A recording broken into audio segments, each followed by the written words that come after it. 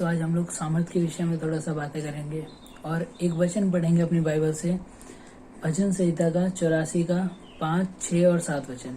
ये वचन पढ़ते हैं हम लोग।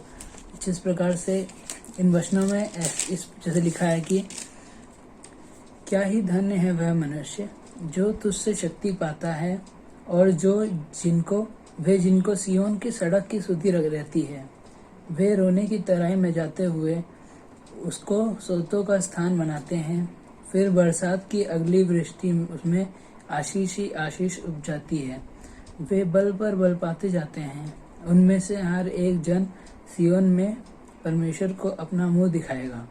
तो इसमें इन वचनों में जिस प्रकार से लिखा है कि क्या ही धन्य है वह मनुष्य जो तुझसे शक्ति पाता है, मतलब जो परमेश्वर से शक्ति पाता है। जैसे कि शक्ति मतलब यानी कि सामर्थ्य या बल परमेश्वर का जो मनुष्य के पास है वह बहुत ही धन्य है और वह कुछ भी कर सकता है जो परमेश्वर, क्योंकि परमेश्वर की सामर्थ्य से सारी चीजें संभव हैं। और सामर्थ्य जो है वो दो प्रकार का है। जैसे हम लोग देखते हैं कि एक जो है वो परमेश्वर का सामर्थ्य और दूसरा मनुष्य का सामर्थ्य।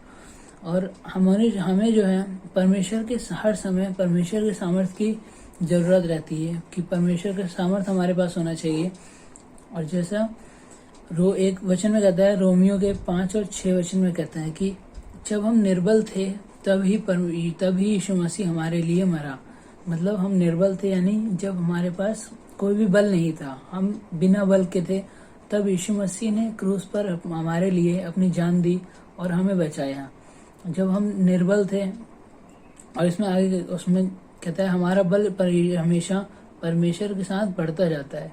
मतलब परमेश्वर के साथ बढ़ता जाता है। जिस प्रकार से हम परमेश्वर में बढ़ेंगे हमारा बल भी उसी प्रकार उसमें बढ़ता जाएगा। हमारे विश्वास के ऊपर जैसा हम विश्वास रखेंगे हमारा सामर्थ्य उतना बढ़ेगा परमेश्वर के ऊपर।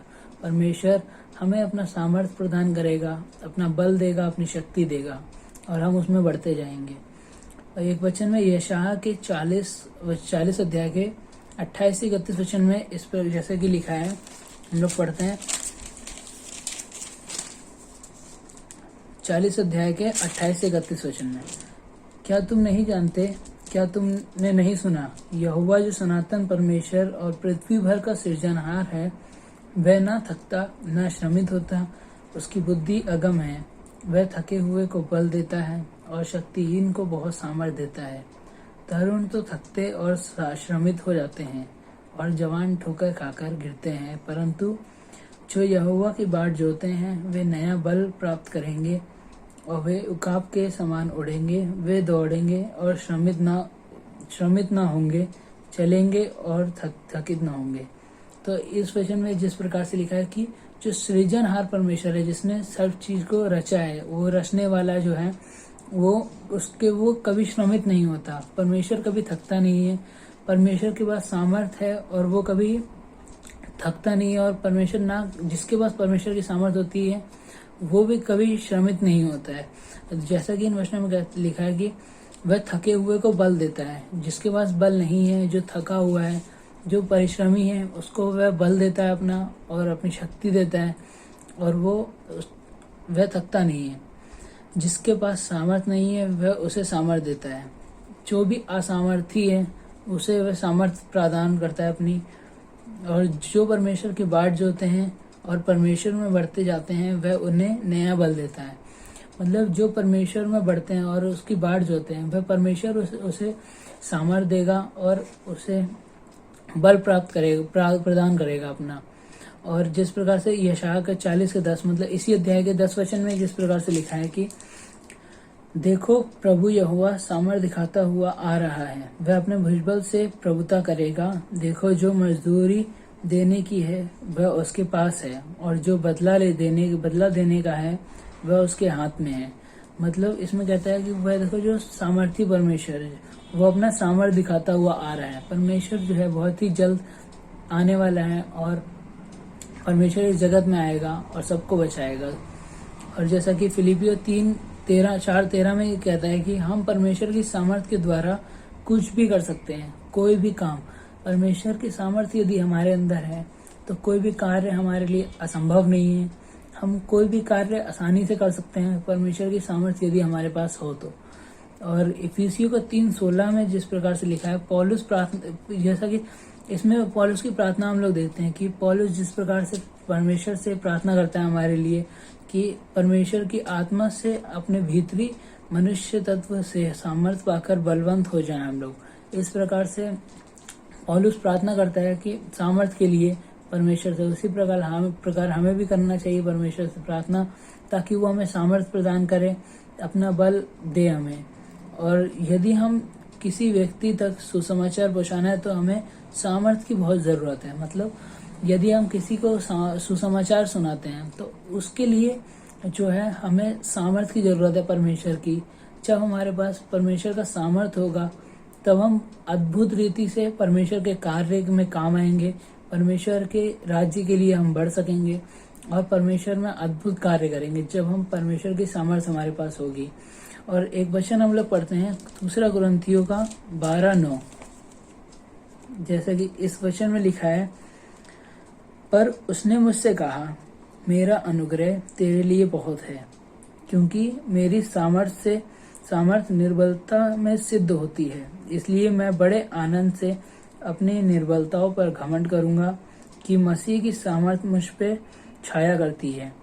तो अद्भुत वचन कहता है इसमें कि मेरे अनुग्रह के लिए बहुत है, क्योंकि मेरी सामर्थ्य निर्बलता में सिद्ध होती है। उसकी जो सामर्थ्य है वो निर्बलता में, जो जिसके पास बल नहीं है उसमें सिद्ध होती है। और वह कहता है कि मैं बड़े आनंद से अपनी निर्बलताओं पर घमंड करूंगा कि मसीह की सामर्थ्य मुझ पर छाया करती है। यदि मसीह की सामर्थ्य मुझ पर है तो मुझे इसमें कहता है कि मैं उस पर घमंड करूंगा।